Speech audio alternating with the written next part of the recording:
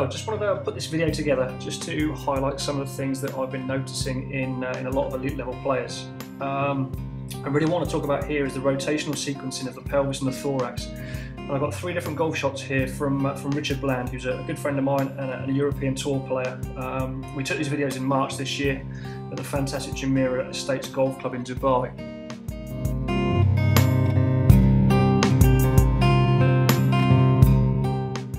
Now in this first set of videos we're looking at Richard's full swing, and in reality the only power shot that we've got.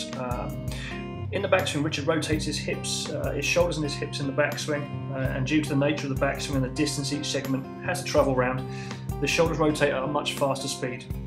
Just short of the top of the backswing, Richard begins to rapidly rotate his pelvis back towards the target, and that's even before the club has reached its top of the backswing position.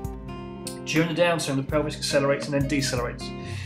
It's really hard to see, but the pelvis reaches its maximum acceleration in the downswing close to when the left arm is parallel to the ground. From this point onwards, the thorax accelerates much faster, but it never really catches up with the rotating pelvis. At impact, the pelvis would be approximately 30 to 40 degrees open, and the thorax is about 20 to 30 degrees open. Soon after impact, the thorax for the first time rotates past the pelvis. Now finally a stage is reached where the thorax begins to accelerate and accelerates past the pelvis and actually pulls the pelvis then through into the finish of the golf swing.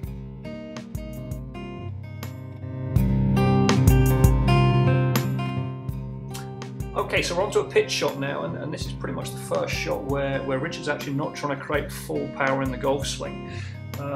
So once again, in the backswing, the thorax rotates away from the ball, and at this time really the hips only make a nominal rotation, and they rotate the same direction. Now in the downswing, the thorax begins to rotate much faster than the pelvis. This is due to basically, once again, the distance it has to travel. Now getting close to impact, or at the point of impact, pretty much the pelvis and the thorax return to be parallel to the ball to target line. So the different rates of rotation now have got to a situation where they're now rotating at the same speed, and basically the thorax and the pelvis continue to rotate through at the same speed now until the end of the golf swing.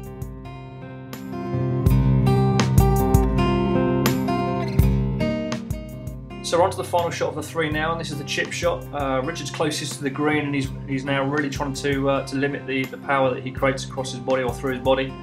To help him do that, once again, similar to the pitch shot, he reduces down the motion, or the rotary motion of his pelvis, and really it's only his thorax now that's making a rotary motion during the whole swing. So in the backswing, the pelvis remains pretty stable, as it does down into the downswing as well, and through impact. This really is the only shot where the thorax alone rotates the furthest and the fastest throughout the whole swing. This is really visibly seen just past impact, where the thorax is considerably more open than the hips. And once again, as I said, out of the 3 shots, it's the only shot where this happens. In the other 2 shots, the pelvis is always leading, or it's always level with the rotation of the thorax. Now this specific action really does help Richard reduce down the power potential and helps him control his distance very well.